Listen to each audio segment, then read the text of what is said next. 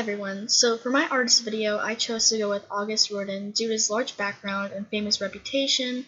I was kind of curious to learn more about him and his art as well, which really drew me to pick him. So his history of life, he was a French sculptor and he also did a few drawings leading up to his sculptures. He was born on November 12th, 1840, and he died on November 17th, 1917. His parents were Marie Scheffer and Jean-Baptiste Rodin. He married Rose Bure. He had one son, and his name is Auguste after him, and he was born in 1866, and he died 17 years later after him in 1934. And in 1857, Rodin applied for his first school, the School of Beaux Arts, by sending in a sculpture, and he actually got rejected, but this actually pushed him to become a better artist and a better sculptor altogether. And this is a self-portrait of Rodin over here, and it shows him in his later years, which he kind of had more inspiration in those years, but he was still really great no matter what. So, famous events during Rodin's life. There was a lot of famous events, but I just outlined a few. So in 1872, the Yellowstone Park is created. 1876, the National League of Baseball is found and the Battle of Little Bighorn occurs. In 1879, we have Thomas Edison inventing the light bulb. In 1895, the Cuban Independence War occurs and Spanish tries to control Cuba. In 1898, we have the Spanish-American War. That was ended by the Treaty of Paris. In 1903, the first airplane takes off, which is designed by the Wright brothers. And in 1914, the World War I starts due to an assassination of Franz Ferdinand, the Prince of Austria-Hungary. And in 1927, Charles Lindbergh makes the first transatlantic flight. That is a very good revolution in the time. And I also have one of Rodin's famous sculptures over here, the Thinker, which is it was completed in 1902. And I chose this Thinker for the slide because in late 1800s to the early 1900s, when the technological inventions were really going on, I thought this would be a great one to relate it to.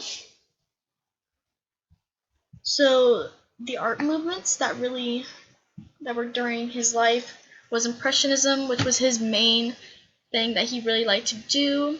In the 1870s was a way to capture light and smooth movement with a calming type of work.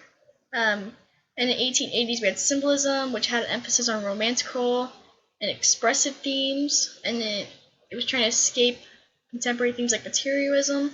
Then we had Le Nabi, which is a post-impressionism art that had an emphasis on fine arts and graphic art. And we had post-impressionism as well, which led to the start of Fauvism. In 1890, we had Art Nouveau, classified as an international style with a decorative and architectural feel as well. And we had Fauvism, which had paintings including strong colors and realistic values with beautiful landscapes mostly. And in the 1900s, we had Ashcan, which really portrayed the scenes of daily life in New York, but mostly portrayed the poorer parts and the ones that you really didn't really see. And we also had Expressionism, which is the modern movement with an emphasis on poetry and painting. Cubism, a flash forward of modern art, but it had a more symmetrical feel to it. And then we had Futurism as well. In the 1900s, it had an emphasis on speed, youth, violence, and technology, with a very, very large Italian influence. In the 1910s, we had Suprematism, which is based on geometric forms. It was really only painted with the rainbow colors. We had Dada, which really rejected the beauty of modern capitalism society. This was a reaction to World War I. And we had De Stijl, which is the style, and it was based on pure form and color with abstraction. We had Constructivism. It was based on the viewpoint about nature of knowledge and mixes with political views a little bit. And we had Bauhaus, a school that combined crafts and fine arts as well. And we also, in the 1920s, we had Surrealism, which sought out to release any potential unconsciousness in the mind with a juxtaposition of multiple images, and it kind of just let the unconscious mind roll. And we also had Social Realism, which is the work of painters and film photo makers that focused on everyday life and their conditions as well. And we also had a picture over here. This is one of Rodin's famous sculptures as well, which is the Le Vassier, which is the Kiss in 1889, I apologize. And Rodin's theories of art. So Rodin really only displayed on one true type of art throughout his works. One was it was really expressionism, because it always displayed emotion, but also he had impressionism, because that was really his thing, and he stuck through that for the rest of his life. But mainly he stayed with Impressionist because he put like an unclassical twist on it, and his sculptures had actions within them that made them expressional theories. To better describe it, his displayed scenes that viewer could imagine in real life, like happening before their eyes, and one could know he used expressionism because he sometimes left rough patches on his work to display restlessness, which hinted to psychological agitation, to create his own spin on his expressionist/impressionist art. And he also strayed away from the normal glossy sculpture and went for the unclassical look. And I chose to alter this topic to the theories on his art rather than theories of his art, because I couldn't find anything on a certain topic that he had opinions on. So the summary of his body work: he mostly created large sculptures, which are normally supposed to have a glossy exterior, like I said, but he liked to have rough patches due to the psychological effect on him. Another interesting piece is that Rodin sometimes reused the composition from other works for new pieces. Like he sometimes left arms or limbs off of his works and added them to someone else, but he had a negative feel about this from the world, but he still pushed through and he made it work.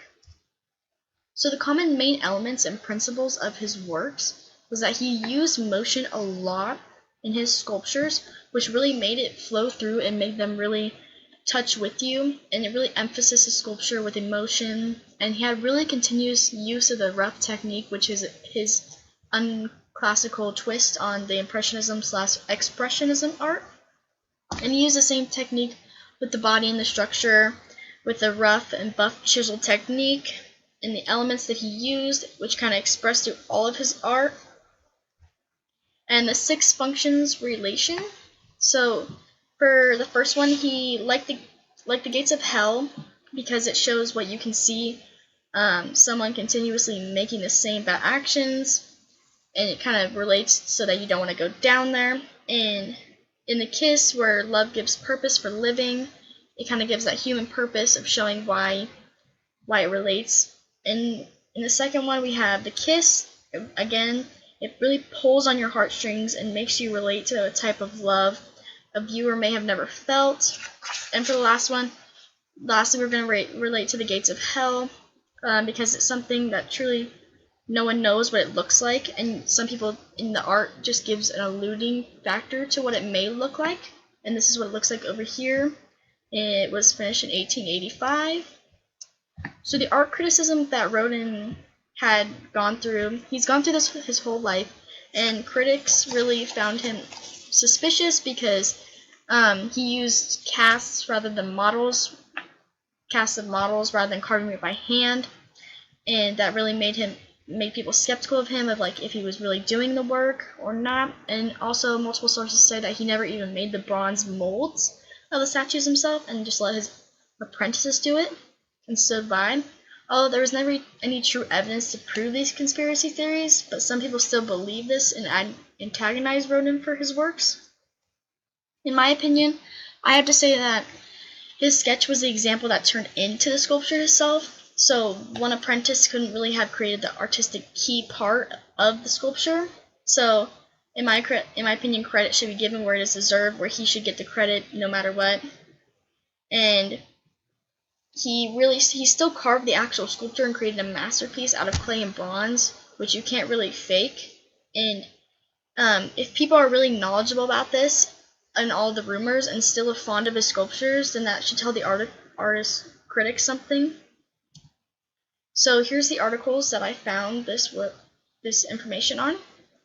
This one's telling about how Rodin used the molds instead of crafting by hand, and this one's describing how Rodin let his apprentices do all the work for him.